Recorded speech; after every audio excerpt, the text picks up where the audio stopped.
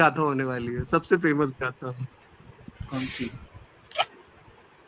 परस्पर ग्रहो जीवाना। वो तो कल ही हो कल गई। हो गई है।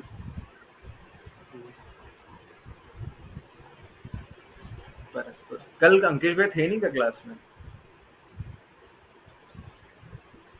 मैं जल्दी लीव कर गया था ना दूसरी अच्छा, क्लास के लिए। हाँ हाँ हाँ, कल फिर हमने परस्पर उपग्रह जीवानाम कर लिया था। चलो कोई नहीं, मैं सुन लूंगा। हाँ हाँ हाँ, ठीक है, सभी मंगलाचरण के लिए हाथ जोड़ेंगे।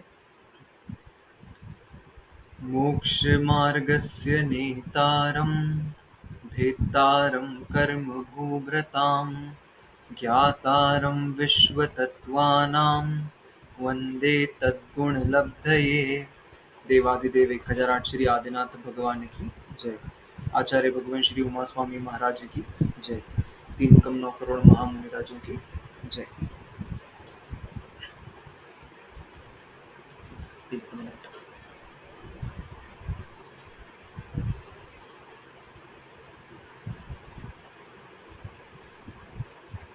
हाँ,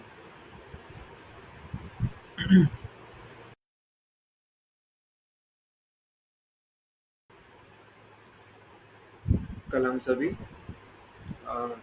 तत्वार्थ सूत्र ग्रंथ के पंचम अध्याय में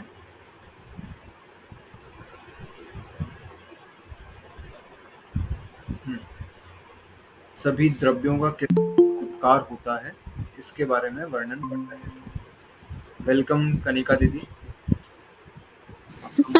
थैंक यू थैंक यू। ठीक है। आज इनक्रेडिबल जैनिज्म को वेलकम करना था। हाँ, आज दीदी का मन नहीं था,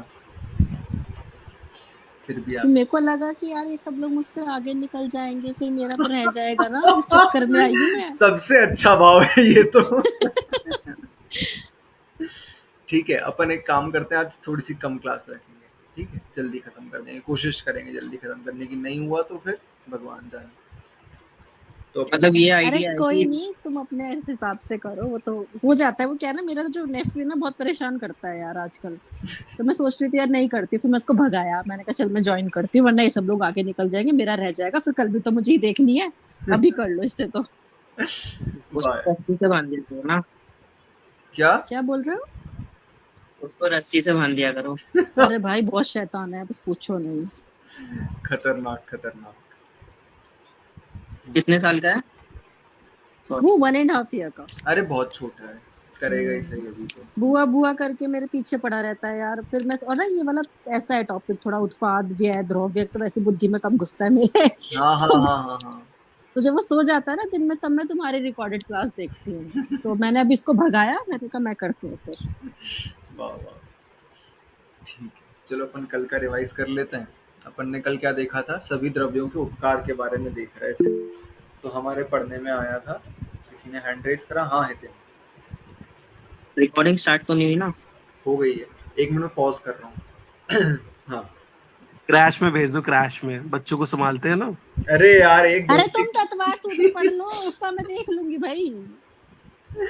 खतरनाक, बाप रे। बच्चे बच्चों के सॉल्यूशन निकालते हैं आज। ठीक है, अपन देखते हैं गति स्थिति उपग्रहो धर्माधर्म और उपकार। मतलब गति और स्थिति में जो हमको गति हेतु कौन प्रदान करता है? गति उपग्रह कौन प्रदान करता है? धर्म द्रव्य। स्थिति हेतु या स्थिति उपग्रह कौन प्रदान करता है? अधर्म द्रव्य। तो गति का उपकार धर्म द्रव्य और स्थिति में उपकार करने वाला अधर्म द्रव्य है। ठीक है, ये सभी उदासीन निमित्त होते हैं, प्रेरक निमित्त नहीं होते। यानी कि कोई चलना चाहे सो चले और नहीं चलना चाहे, रुकना चाहे सो रुके। ये जबरदस्ती किसी को चलाएंगे या रुकाएंगे नहीं। जैसे मछली पानी में तैरती है, तो पानी उसके चलने के लिए हेतु जरूर है, पानी उसके चलने के लिए कारण बनता है, लेकिन पानी जबरदस्ती मछली को धक्का दे करके नहीं चलाएगा। मछली के ऊपर पुरुषार्थ पर निर्भर करता है कि कब वो रुकना चाहे, कब वो चलना चाहे। ठीक है, मछलियां भी रुकती हैं, ऐसा तो है नहीं कि पानी में कंटिन्यूसली चलती रहती हैं, कभी रुकती भी हैं। ठीक है, तो जिस प्रकार से मछली के लिए पानी है, वैसे ही हम सभी जीवों के लिए धर्म और अधर्म द्रव्य है। ये हमको जबरदस्ती चलाते या रुकाते नहीं है, लेकिन ये उदासीन निमित्त की तरह गति में और स्थिति में सहायक होते हैं, गति में और रुकने में सहायक होते हैं। आकाशस्यावगाहः, आकाश द्रव्य का उपकार क्या होता है? आकाश द्रव्य का उपकार होता है अवगाहन प्रदान करना, रहने का स्थान प्रदान करना। किसको रहने का स्थान प्रदान किया? सभी द्रव्यों को।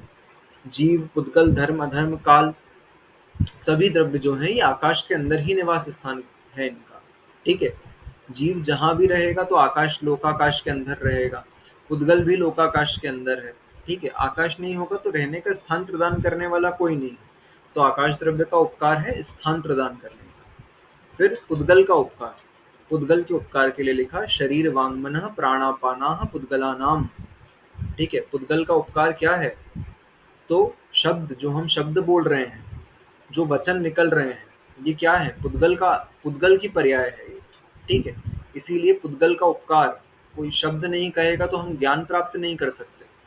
ठीक है, शब्द पुद्गल की पर्याय है, लिखे हुए शब्द भी पुद्गल की पर्याय है, कहने वाले शब्द जो है ये भी पुद्गल की पर्याय है। वचन, ठीक है, वचन पुद्गल की पर्याय, भाषा वर्गणा पुद्गल की पर्याय। ठीक है, मन, जो हमारा द्रव्य मन है, भाव मन है, जिससे हम हमारे अच्छे और बुरे का विचार करते हैं। ठीक है, हम हमारे अच्छे और बुरे का विचार कर पा रहे हैं, तो ये किससे कर पा रहे हैं? हमारे मन से कर पा रहे हैं कि ये हमारे हितकारी है और ये हमारा हितकारी नहीं है। तो ये अच्छे और बुरे का विचार करने में जो मन सहायक है, वो मन क्या है? मन पुद्गल है। चाहे द्रव्य मन देखो, ठीक है, वो द्रव्य मन भी पुद्गल है, और भाव मन मतलब अंदर के कर्मों का क्षयोपशम, वो भी वो है, पुद्गल है। कर्म भी पुद्गल, द्रव्य मन भी पुद्गल, इसीलिए मन जो है, मन भी पुद्गल की पर्याय है। प्राणापाना मतलब प्राण और अपान, जो हम वायु अंदर ले रहे हैं और जो बाहर छोड़ रहे हैं, तो वो प्राण और अपान भी पुद्गल की पर्याय है। पुद्गल ही है वो जो हवा अंदर जा रही है, ऑक्सीजन अंदर जा रही है, जिसके कारण हम जीवित हैं, वो पुद्गल है। जो हम बाहर निकाल रहे हैं वो अंदर इकट्ठी रह जाए, ठीक है, अंदर बहुत जल्दी ऑक्यूमुलेट हो जाए CO2, तो क्या होगा? हमारा आयु पूरी हो जाएगी, मरण को प्राप्त हो जाएंगे। ठीक है, तो वो निकलना भी जरूरी है, और जो अंदर आ रही है ऑक्सीजन, उसका होना भी जरूरी है। ठीक है, तो प्राण और अपान दोनों ही, श्वास और उच्छ्वास, श्वासोच्छ्वास जिसको कहते हैं, वो भी पुद्गल है। ठीक है, और ये उपकार कर रहे हैं हमारे ऊपर, शब्द हमारे ऊपर उपकार कर रहा है ज्ञान प्राप्त करने के लिए, वचन हमको चीजों को समझने के लिए, मन अच्छे बुरे का विचार करने के लिए, और श्वासोच्छ्वास जीवित रहने के लिए उपकार कर रहा है। इस प्रकार से पुद्गल हमारे ऊपर। पुद्गल के और भी उपकार हैं। क्या क्या उपकार हैं पुद्गल के?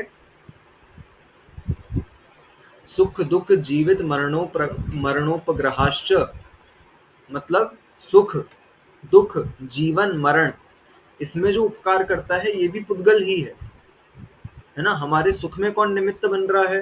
तो संसारिक अवस्था में हम इंद्रिय सुख की बात करें, अतीन्द्रिय सुख तो आत्मा का सुख, वो वेदन करने के लिए मोक्ष जाना पड़ेगा। जब तक हम संसार में हैं तब तक संसार सुख की बात करी जाएगी। तो संसार में जो सुखी होने का उपाय है वो हमको वर्तमान में पुद्गल के अलावा कुछ और दिखाई नहीं देता।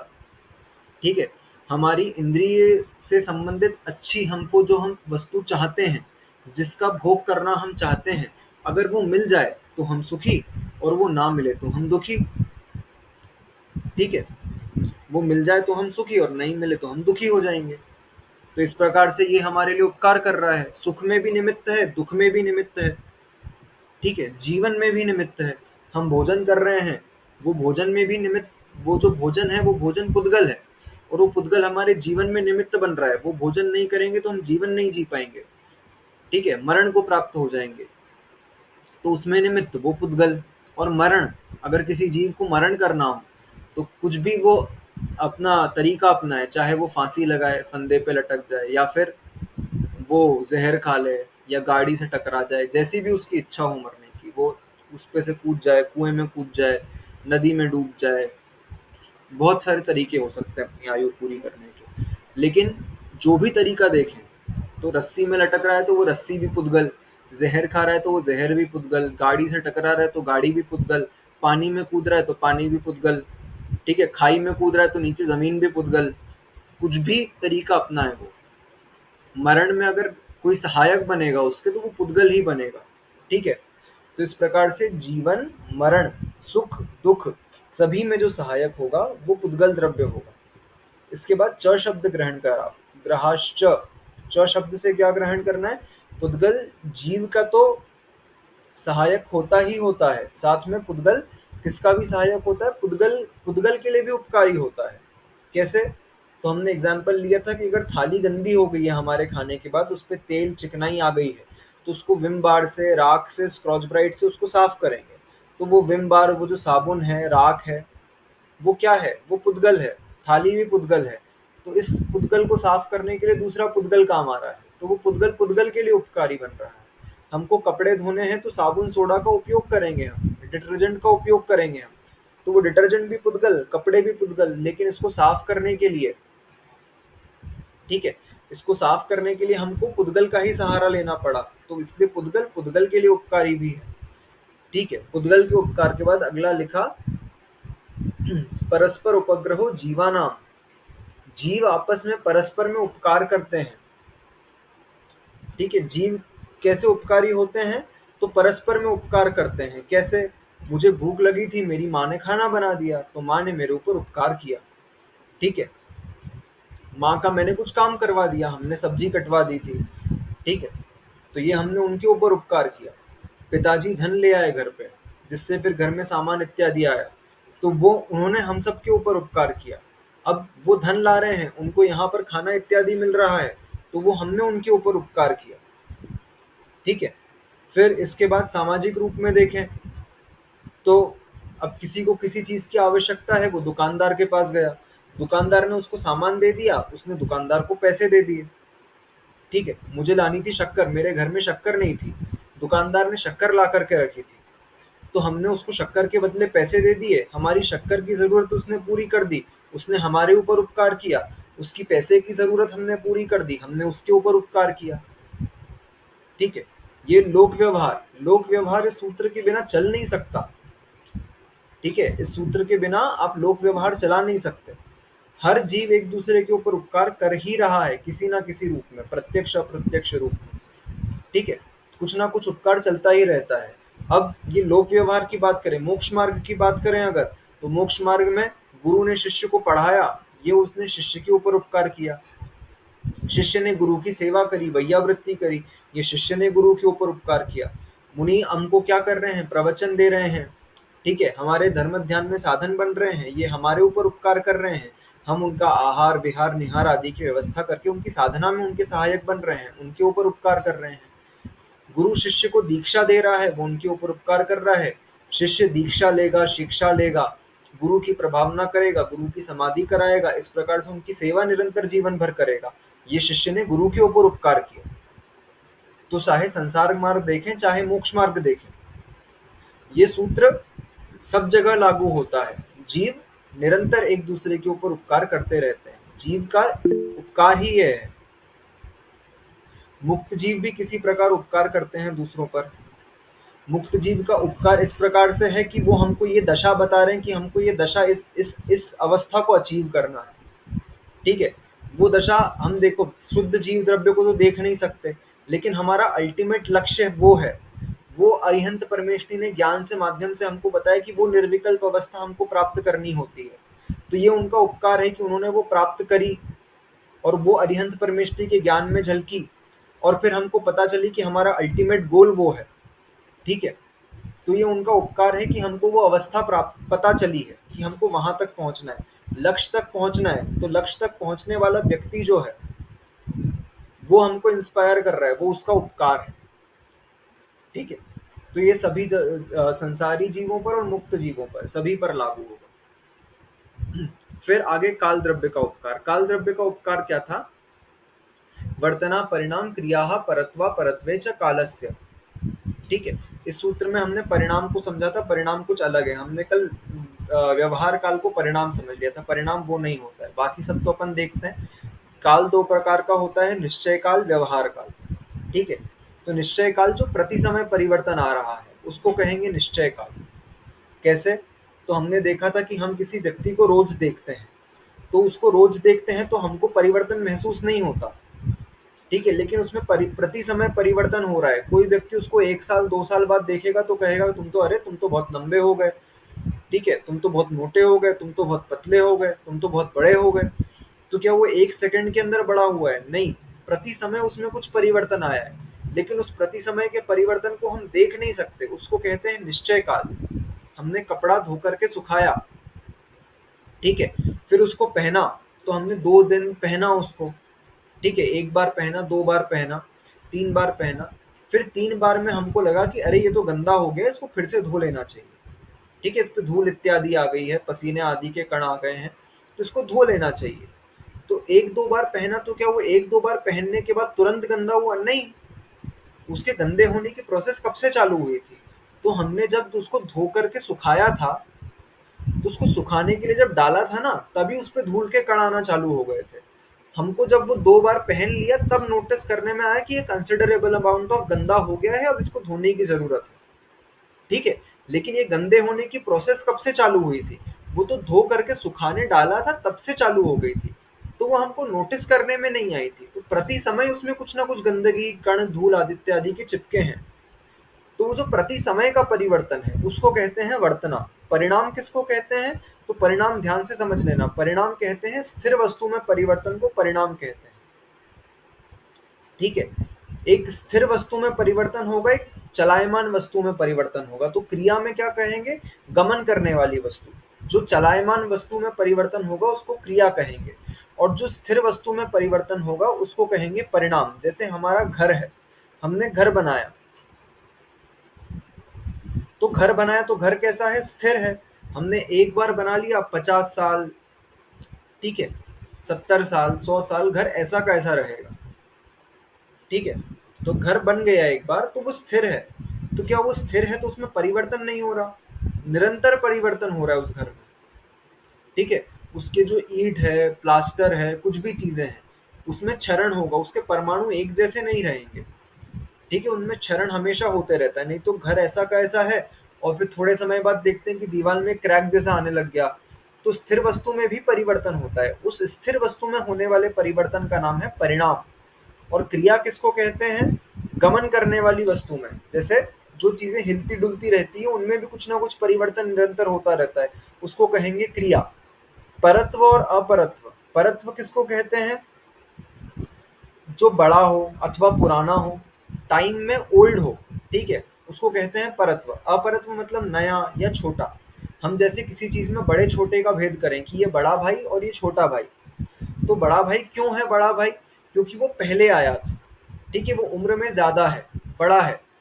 तो वो उम्र, वो साल की जो गणना की गई, वो कैसे की गई? तो वो काल द्रव्य की सहायता से की गई। अगर हमारे पास काल द्रव्य ना हो, घड़ी ना हो, कैलेंडर ना हो, तो हम किसी चीज में कोई कंपैरिजन नहीं कर पाएंगे, ठीक है।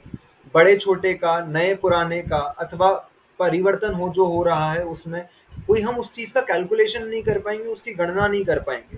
तो उसमें सहायक कौन है? काल द्रव्य सहायक है, बड़े छोटे की गणना करने में, नए पुराने का कंपैरिजन करने में।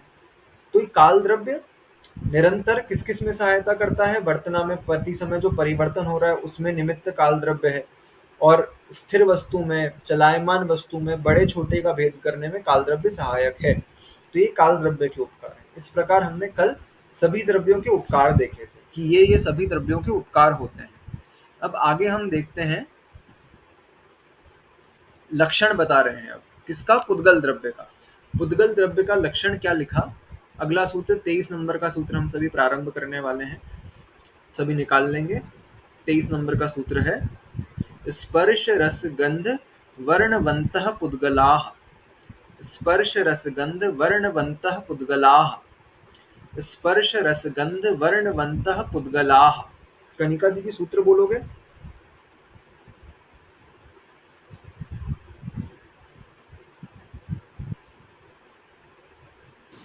हाँ हाँ बोलना है, रुको, पता नहीं क्या हो रहा है माइक में। स्पर्श रस गंध वर्णवन्तः पुद्गलः, ठीक है, स्पर्श रस गंध वर्णवन्तः पुद्गलाः। तो वंतः शब्द से निकालना है वान, ठीक है। जैसे हम कहते हैं किसी को, कोई व्यक्ति बहुत अमीर है तो उसको कहते हैं धनवान, धन से संयुक्त है। जो बहुत सुंदर है उसको कहते हैं रूपवान। ऐसे वंतः शब्द से वान शब्द निकला, ठीक है। तो पुद्गल के लक्षण क्या बताए? स्पर्शवान, जो स्पर्शवान है, ठीक है, जो रसवान है, जो गंधवान है, जो वर्णवान है, ऐसा पुद्गल है। पुद्गल कैसा होता है? जिसमें स्पर्श हो, रस हो, गंध हो और वर्ण हो, जो इन 4 गुणों से युक्त हो, चारों गुणों से युक्त हो, उसको कहते हैं पुद्गल। ठीक है। अगर हमको एक गुण ग्रहण करने में आ रहा है तो इसका ये मतलब नहीं है कि उसमें एक ही गुण है, उसमें गुण चारों ही होंगे। ठीक है। अगर हमको किसी चीज की खुशबू महसूस हो रही है तो हमको उसका गंध गुण तो समझ में आ रहा है, लेकिन उसका स्पर्श, उसका रस और उसका वर्ण हमको दिखाई नहीं दे रहा। लेकिन उसमें स्पर्श, रस और वर्ण नियम से होगा अगर उसमें गंध है तो। ये हम कई बार समझ चुके हैं। ठीक है। गुण सभी के सभी होंगे। ये हमारी इंद्रियों का क्षयोक्षम कम है इतना कि हम उसको ग्रहण नहीं कर पा रहे। ठीक है। ये हमारी इंद्रियों की कमी है, लेकिन उसमें गुण सारे के सारे हैं क्योंकि वो परमाणु है। अब परमाणु कुछ ना कुछ तो होगा ना, उसमें स्पर्श का गुण भी होगा, उसमें रस का गुण भी होगा, उसमें गंध का भी होगा, उसमें वर्ण का भी होगा। ठीक है। हवा में हमको क्या महसूस हो पा रहा है? गंध, सुगंध, दुर्गंध तो महसूस हो पाती है, लेकिन हवा हल्की भारी भी तो होती है। ठीक है। हवा कैसी होती है? हल्की या भारी भी होती है। और हल्का और भारी किसका गुण है? स्पर्श के 8 गुण होते हैं: ठंडा, गरम, कड़ा, नरम, रूखा, चिकना और हल्का भारी। ये स्पर्श गुण की पर्याय है। तो अब सुगंध और दुर्गंध तो चलो एक गैस का सिलेंडर है। अब गैस का सिलेंडर में गैस लीक हो रही है, उस गैस के लीक होने की स्मेल तो हमारे तक नाक तक आती है, तो उसका गंध गुण तो हम समझ गए। उसका स्पर्श गुण कैसे समझे? कि गैस का सिलेंडर में अगर गैस भरी है तो वो भारी है, और वो अगर खाली हो गया तो वो हल्का है। तो वजन किसका था उसके अंदर? गैस का वजन था। ठीक है। तो गैस का जो ये हल्का और भारीपन है, ये उसके स्पर्श गुण की पर्याय है। ठीक है। तो स्पर्श और गंध तो हमको क्लियरली समझ में आ गई। वर्ण उसमें कुछ ना कुछ तो है, भले हम उसको पकड़ पाए या ना पकड़ पाए, वर्ण उसका कुछ ना कुछ होगा। ठीक है। उसका रस भी कुछ ना कुछ होगा। ऐसा नहीं है कि वो रस और वर्ण में कुछ भी नहीं है, वहां पर कुछ ना कुछ तो होगा, भले हमारे ज्ञान का विषय वो बन पा रहा है या नहीं बन पा रहा है। ठीक है। तो पुद्गल चाहे कैसा भी हो, उसमें ये चारों गुण नियम से पाए ही जाएंगे। स्पर्श भी पाया जाएगा, रस भी पाया जाएगा, गंध भी पाया जाएगा और वर्ण भी पाया जाएगा। ठीक है। स्पर्श गुण के 8 भेद होते हैं। कौन कौन से? ठंडा, गरम, कड़ा, नरम, रूखा, चिकना और हल्का भारी। इनमें से कुछ ना कुछ तो होगा ही होगा उसमें। फिर रस 5 प्रकार का होता है: खट्टा, मीठा, चरपरा, कसायला और कड़वा। ये 5 प्रकार का रस होता है। सुगंध और दुर्गंध 5 प्रकार की गंध, 2 प्रकार की गंध होती है, और 5 प्रकार का वर्ण होता है। ठीक है। लाल, पीला, नीला, काला और सफेद। ये 5 प्रकार का वर्ण होता है। इन वर्णों को मिला करके आपस में ही नए नए और वर्ण बन सकते हैं। ठीक है। ये 5 वर्ण, तो इस प्रकार से 5 वर्ण, 5 रस, 5 वर्ण और 5 रस और 2 गंध और 8 स्पर्श के गुण। इस प्रकार से कुल कितने हो जाते हैं? 20 प्रकार की पर्याय पुद्गल में पाई जा सकती है। अनंत, वैसे तो अनंत पाई जा सकती है, इसके और भेद करते चले जाएं तो और अनंत हो सकती है। मतलब और छोटी और 2 प्रकार के वर्णों को मिला दिया तो एक नया वर्ण बन गया, और फिर ऐसे करते करते हम क्वांटिटी तो बढ़ा सकते हैं। ये बेसिक है। ठीक है। ये कैसे है? बेसिक। तो ये 20 प्रकार की पर्याय पुद्गल में नियम से पाई ही जाएगी, ऐसा होता है। ठीक है। तो ये पुद्गल हमेशा कैसा होता है? यहाँ पर लक्षण बताया है पुद्गल का कि पुद्गल हमेशा स्पर्शवान, रसवान, गंधवान और वर्णवान होता ही होता है। ठीक है। फिर आगे क्या बताया? पुद्गल द्रव्य की और पर्याय बता रहे हैं कैसी कैसी होती है।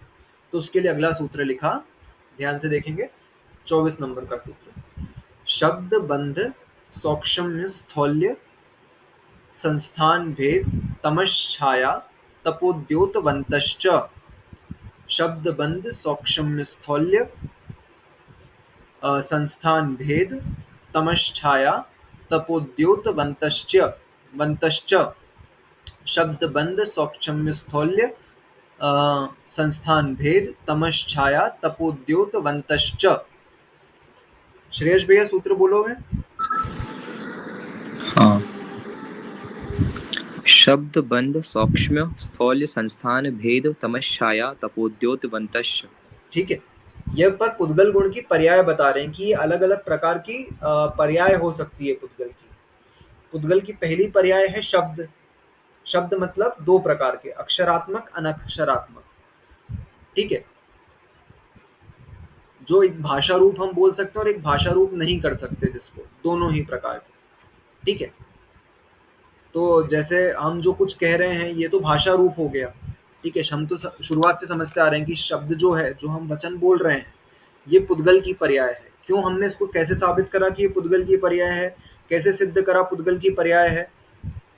तो इसको सिद्ध करने के लिए हमने क्या देखा था, पुद्गल पुद्गल से बाधित हो सकता है, ये पहली बात है। अगर कोई चीज़ पुद्गल से बाधित हो जाती है तो वो पुद्गल ही है। ठीक है, अन्य कोई चीज़ उससे बाधित नहीं हो सकती। और अगर हम एक कमरे में बंद करके दूसरे कमरे में एक व्यक्ति को खड़ा करें और अंदर से बोलें, ठीक है, तो जितनी आवाज़ सामने खड़े होकर के आती थी उससे कम आवाज़ आएगी, क्योंकि कमरा बंद है। ठीक है, तो वो दीवार से आवाज़ बाधित हो रही है। ठीक है, डिस्टेंस से आवाज़ बाधित होती है, कम हो जाती है।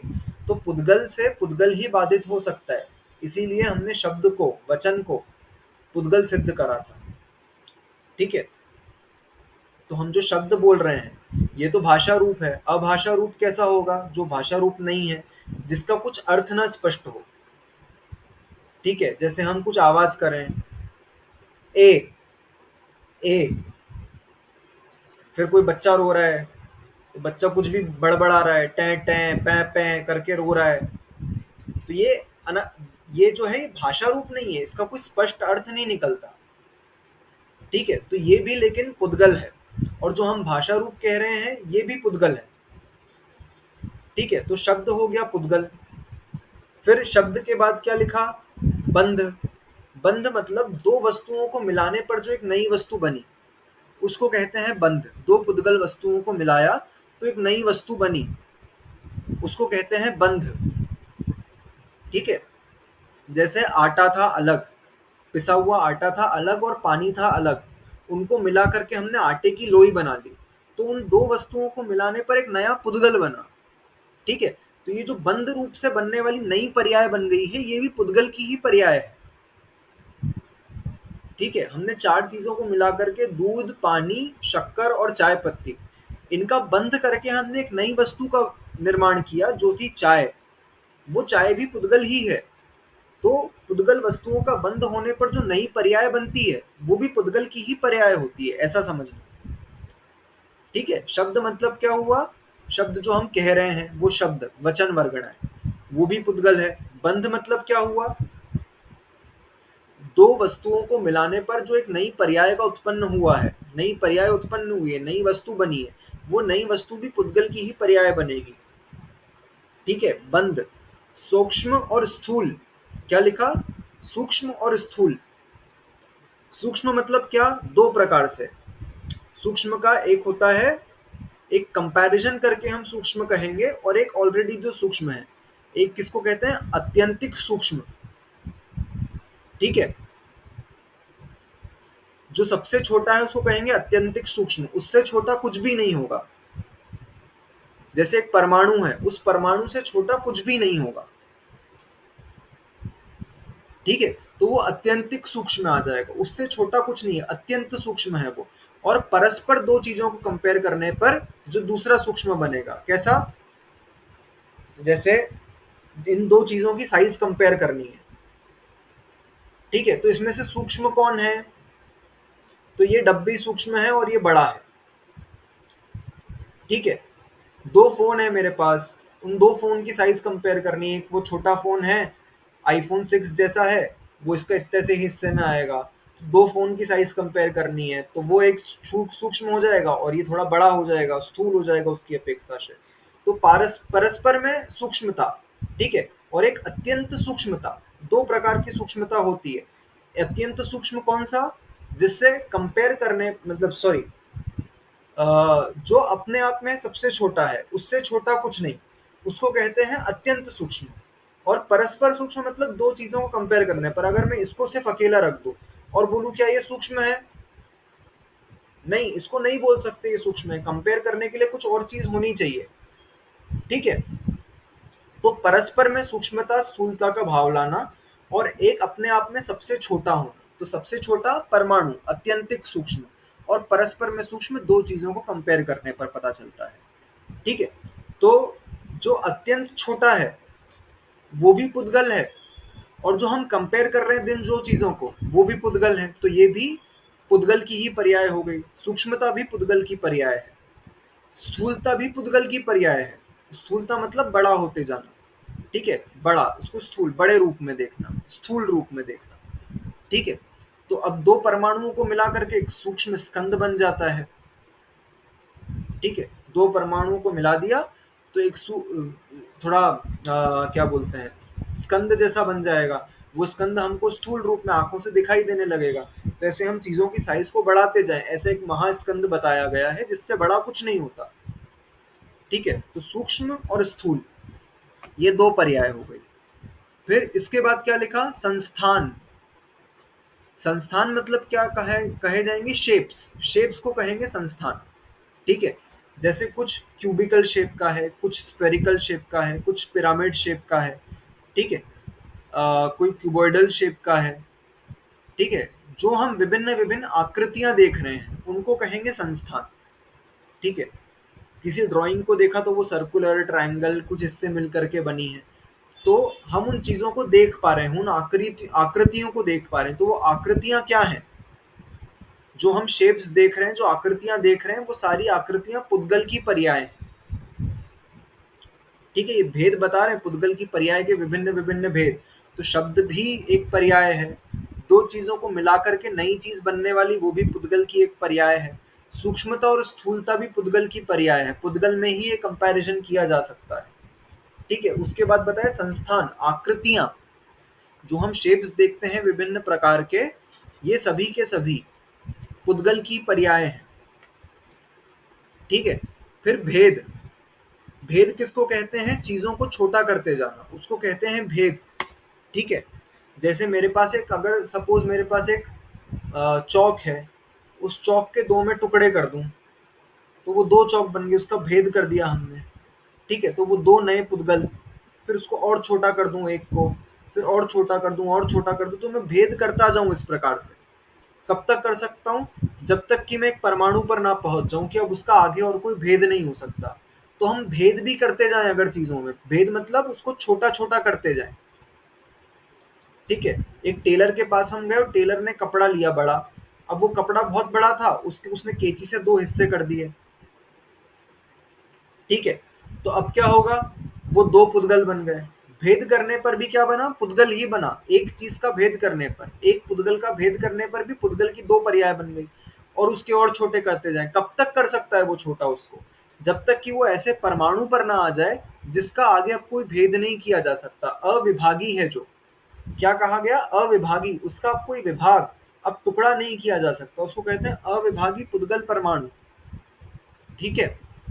तो जब तक वो अविभागी पुद्गल परमाणु पर, जैसे हम बोलते हैं ना कि एक मैटर को हम कब तक छोटा कर सकते हैं, छोटा करते गए मॉलिक्यूल को और छोटा करते गए तो एटम, ठीक है।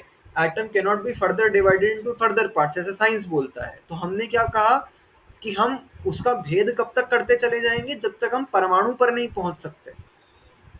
हम परमाणु पर पहुंच गए तो उसका आगे कोई भेद नहीं कर सकते। तो ये हमने जितने भेद करे बीच रास्ते में, एक के दो, दो के चार, चार के जितने आठ, हम कब तक करते जाएं, पुद्गल तक। तो जितनी नई चीजें बनी सभी के सभी पुद्गल की ही पर्याय बनेगी,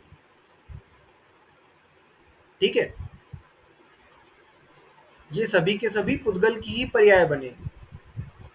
ये भेद करेंगे तो भी पुद्गल की पर्याय बनेगी। अब तम और छाया, ये भी पुद्गल की पर्याय है। तम मतलब क्या होता है, तम मतलब होता है अंधेरा। तो जो अंधेरा है वो पुद्गल की ही पर्याय है, ठीक है। अंधेरा क्या है, पुद्गल की पर्याय। लाइट की एब्सेंस भी पुद्गल की ही पर्याय है, ठीक है। छाया, छाया दो प्रकार से लेना, तो एक होता है छाया चित्र और एक होता है प्रति छाया, जो हमारी छाया। हाँ बोलो। अंधेरा कैसे पुद्गल है? अंधेरा पुद्गल है, लाइट का एब्सेंस है वहां पर, तो वहां पर ऐसा तो है नहीं कि कोई और मैटर नहीं है, ठीक है। अंधेरे में वहां पर लाइट ले जाओ तो वो अंधेरा बाधित हो जाएगा, और लाइट पुद्गल से बाधित हो रहा है वो, इसीलिए वो भी पुद्गल है, ठीक है। इसलिए उसको भी पुद्गल स्वीकार किया गया है। वो हमारी आंखों से देखने में तो आता है ना, ठीक है, तो उसमें कुछ गुण तो दिख रहे हैं हमको, किसके, वर्ण के गुण दिख रहे हैं। अंधेरे में हमको कालापन दिख रहा है, वो कालापन वर्ण का गुण हो गया। अब जिसमें वर्ण का गुण होगा उसमें स्पर्श रस गंध भी होगा, और इसलिए वो पुद्गल सिद्ध हो जाएगा, ऐसा। हाँ मतलब कुछ तो होगा, वो आकाश तो होगा नहीं खाली। हाँ हाँ, ठीक है, तो इसीलिए वो भी पुद्गल। और छाया, छाया भी पुद्गल, मतलब जो हमको छाया, एक तो हमारा प्रतिबिंब जो हमको छाया दिखाई देती है हमको, वो छाया, और दूसरा जो हम किसी चीज को फोटोग्राफ के रूप में क्लिक कर लेते हैं, ठीक है, वो छाया चित्र कहलाता है वो, ठीक है। तो हम किसी चीज का फोटो खींच लें वो भी, और हमको जो हमारी छाया दिखती है, जैसे ये या मेरी छाया बन रही है पीछे, तो ये छाया भी पुद्गल है, और अगर मैं उस चीज का, किसी चीज का फोटो भी खींच लूं वो भी पुद्गल है, ठीक है। तो अंधेरा और छाया ये दोनों पुद्गल है। हाँ, मीन्स प्रति छाया शेडो और छाया चित्र फोटोग्राफ, ऐसा। फोटोग्राफ, हाँ ऐसा, ठीक है। फिर तपोद्योतवंतश्च, मतलब तप और उद्योत, ये भी पुद्गल की ही पर्याय है। तप आता, तप किसको कहते हैं, गरम जो है, जिस जिस रोशनी से हमको गर्माहट मिले उसको कहते हैं आताप या तप, और जिससे हमको शीतल प्रकाश मिले उसको कहते हैं उद्योत। जैसे सूर्य की रोशनी आताप देती है, गर्माहट देती है, और चंद्रमा की रोशनी शीतलता प्रदान करती है, तो वो उद्योत, ठीक है। नाम कर्म के भेद होते हैं, आताप नाम कर्म और उद्योत नाम कर्म। तो जो चंद्रमा, सूर्य के ऊपर जो सूर्यकांत मणि लगी हुई है, सूर्यकांत मणि, उसमें जो एक इंद्रिय जीव हैं, उन एक इंद्रिय जीवों के आताप नाम कर्म का उदय होता है। और जो चंद्रमा में चंद्रकांत मणि है, उनके कौन से नाम कर्म का है, उद्योत नाम कर्म का उदय होता है। तो इसलिए उनसे गर्म गर्म रोशनी निकलती है, गर्म प्रकाश निकलता है, और चंद्रमा से शीतल प्रकाश निकलता है। तो ये जो शीतल प्रकाश और गर्म प्रकाश निकल रहा है, ये भी पुद्गल की ही पर्याय है। जो प्रकाश की बात कर रहे हैं ना हम, तो ये प्रकाश दो प्रकार का, गर्म प्रकाश और शीतल प्रकाश, दोनों प्रकाश पुद्गल की ही पर्याय है। क्योंकि हमको उसमें स्पर्श, गर्म गुण और ठंडा गुण दो महसूस हो रहा है ना, तो स्पर्श गुण क्योंकि सिद्ध होता है, इसलिए अन्य गुण भी अपने आप होंगे उसके अंदर, ठीक है। तो प्रकाश में भी क्या होता है, ये पुद्गल की ही पर्याय होती हैं ये सारी की सारी। तो पुद्गल की हमने क्या क्या पर्याय देखी, सबसे पहले शब्द, ठीक है, शब्द जो हम बोल रहे हैं वो शब्द। फिर बंध, दो चीजों से मिला करके नया वस्तु का बनना, वो भी पुद्गल की पर्याय बनेगी। सूक्ष्मता और स्थूलता, ये दो, ठीक है, छोटा या बड़ा होना। फिर संस्थान, संस्थान, ठीक है, मतलब आकृतियां। भेद मतलब जैसे बंध में क्या कर रहे थे, दो चीजों को मिला करके नई वस्तु बना रहे थे, वो बंध हो रहा था। अब एक वस्तु के विभिन्न टुकड़े किए जाएं तो वो भेद कहलाएगा। तो शब्द, बंध, सूक्ष्म, स्थूल, संस्थान और भेद। फिर तम और छाया, ठीक है, तम मतलब क्या हुआ, अंधकार, और छाया मतलब प्रतिबिंब या फिर छाया चित्र, फोटोग्राफ, ठीक है, तम छाया। और फिर आताप और उद्योत, ठीक है। तो इस प्रकार से 10 ये पुद्गल की विभिन्न पर्याय हमको पता चली, ठीक है। गर्म प्रकाश या शीतल प्रकाश, आताप या उद्योत, ये 10 प्रकार की पुद्गल की पर्याय होती हैं, ठीक है। पुद्गल की ये विभिन्न प्रकार की पर्याय होती हैं। अब पुद्गल के भेद क्या क्या होते हैं, तो पुद्गल के भेद होते हैं, अगला सूत्र लिखा 25 नंबर का, अणवः स्कंदाश्च, अणवः स्कंदाश्च, अणवः स्कंदाश्च। हितेन सूत्र बोलोगे, अणवः स्कंदाश्च। ठीक है। अणु और स्कंध, ये दो प्रकार के पुद्गल के भेद होते हैं, दो भेद होते हैं पुद्गल के, ठीक है। तो अणु किसको कहते हैं, ऐसा ऐसा पुद्गल जिसके अब और भेद नहीं किए जा सकते, वो सबसे छोटा, उसको कहते हैं अणु, ठीक है। उसको कहते हैं, क्या कहते हैं, अणु, अविभागी, उसका कोई भेद नहीं हो सकता, उसका कोई विभाग नहीं हो सकता, उससे छोटा कुछ है नहीं, उसको कहते हैं अणु। ठीक है, वो एक प्रदेशी होगा अणु। अब उन अणुओं से मिलकर के जो नई वस्तु बनेगी उसको कहते हैं स्कंध। ठीक है, दो अणु मिल गए, दो या दो से अधिक अणुओं से मिलकर के बनने वाली जो नया पुद्गल की पर्याय बनेगी उसको कहते हैं स्कंध। दो अणु मिलकर के दो परमाणुओं वाला स्कंद, तीन अणु मिल गए तो तीन परमाणुओं वाला स्कंद, चार अणु मिल गए तो चार परमाणुओं वाला स्कंद, 100 अणु मिलकर के कुछ बना ले तो 100 परमाणुओं वाला स्कंद। ऐसे स्कंद कितने परमाणुओं से मिलकर के बन सकते हैं? स्कंद दो, मतलब संख्यात, असंख्यात और अनंत परमाणुओं से मिलकर के एक स्कंद बन सकता है। ठीक है, संख्यात परमाणुओं से मिलकर के, असंख्यात परमाणुओं से मिलकर के और अनंत परमाणुओं से मिलकर के स्कंद की रचना हो सकती है। ठीक है, संख्यात परमाणु 2, 5, 10, 100, 1000, 1500, लाख, 2 लाख, इतने परमाणु मिलकर के स्कंद बना, संख्यात परमाणु मिलकर के स्कंद बना लेंगे। अब ऐसी जिसको हम गिन नहीं सकते लेकिन संख्या पूर्ण होती है, ऐसे असंख्यात परमाणु मिलकर के स्कंद बना लेंगे, और ऐसे ही अनंत परमाणु मिलकर के भी एक स्कंद बना सकते हैं। ठीक है, वर्तमान में हमको जो कुछ भी, हाँ दीदी, अभी हमने देखा कि जिस पुद्गल के और भेद नहीं हो सकते हाँ उसको अणु बोलते हैं, राइट? हाँ, तो जब दो से या दो से अधिक अणु मिलेंगे तभी तो स्कंद बनेगा ना। तुम बोल रहे हो दो या दो से अधिक परमाणु मिलेंगे, तो अणु वर्ड है या परमाणु है? एक ही बात है दोनों, अणु या परमाणु। अच्छा ठीक है। ठीक है, हाँ, तो क्या कहते हैं, हाँ हम बात कर रहे थे, हाँ ठीक है, वर्तमान में हमारे पास कौन सा ज्ञान है? मति ज्ञान और श्रुत ज्ञान। तो मति ज्ञान और श्रुत ज्ञान से हमारा विषय जो है, कभी संख्यात और असंख्यात परमाणुओं वाले स्कंद हमारे ज्ञान का, दर्शन का विषय हो ही नहीं सकता। हम देख ही नहीं सकते, हम जान ही नहीं सकते। ठीक है, तो हमको वर्तमान में जितना कुछ भी दिखाई दे रहा है, हमको जानने में आ रहा है, ये सभी का सभी अनंत परमाणुओं का स्कंद है। हमारे ज्ञान का इतना क्षयोपशम ही नहीं है कि हम संख्यात असंख्यात परमाणुओं के स्कंद को जान और देख सकें। ठीक है, तो हमको वर्तमान में जो कुछ भी दिखता है वो सभी अनंत परमाणुओं से मिलकर के बनने वाला स्कंद है। ठीक है, अनंत परमाणुओं को ही हम विषय कर सकते हैं हमारे ज्ञान से वर्तमान में। बाकी अवधि ज्ञान, मनः पर्यय ज्ञान हो जाए तो संख्यात असंख्यात परमाणुओं को भी हम विषय कर सकते हैं, लेकिन वर्तमान में वो विषय है ही नहीं हमारे सिर्फ अनंत परमाणुओं को ही विषय करने की शक्ति हमारे अंदर है।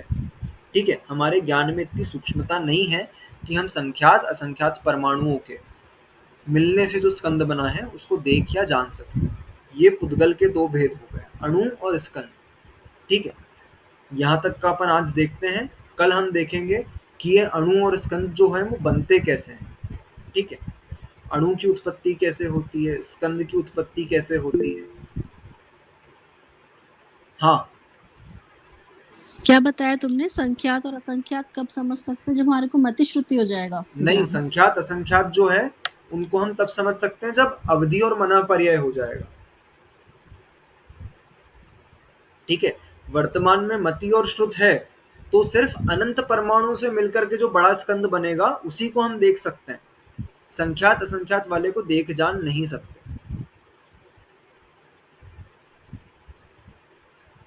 ठीक है,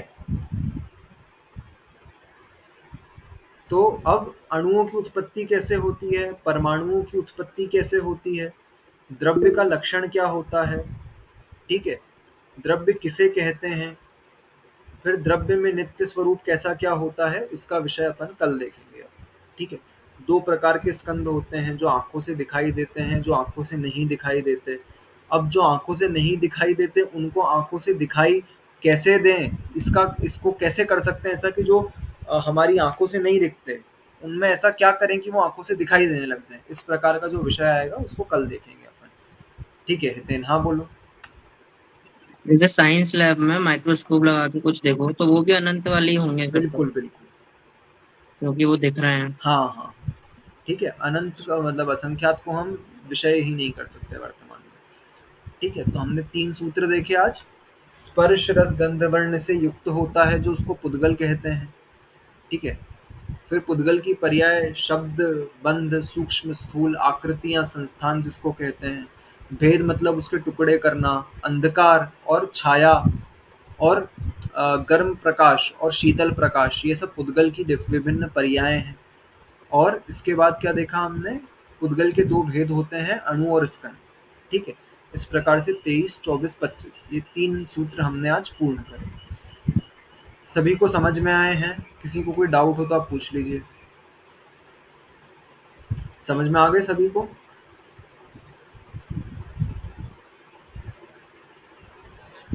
ठीक है, सभी जनवाणी स्तुति करेंगे अपन अब। हाथ जोड़ेंगे। शास्त्र पठन में मेरे द्वारा यदि जो कहीं कहीं प्रमाद से कुछ अर्थ वाक्य पद मात्रा छूट गई, सरस्वती मेरी उस त्रुटि को कृपया क्षमा करें और मुझे कैवल्य धाम में माँ अविलंब धरें। वांछित फलदात्री चिंतामणि सदृश मात्र तेरा, वंदन करने वाले मुझको मिले पता मेरा। बोधि समाधि विशुद्ध भावना आत्म सिद्धि मुझको मिले और मैं पा जाऊं मां मोक्ष महासुख को। द्वादशांग जनवाणी मातेश्वरी की जय। सभी का उत्सर्ग करेंगे।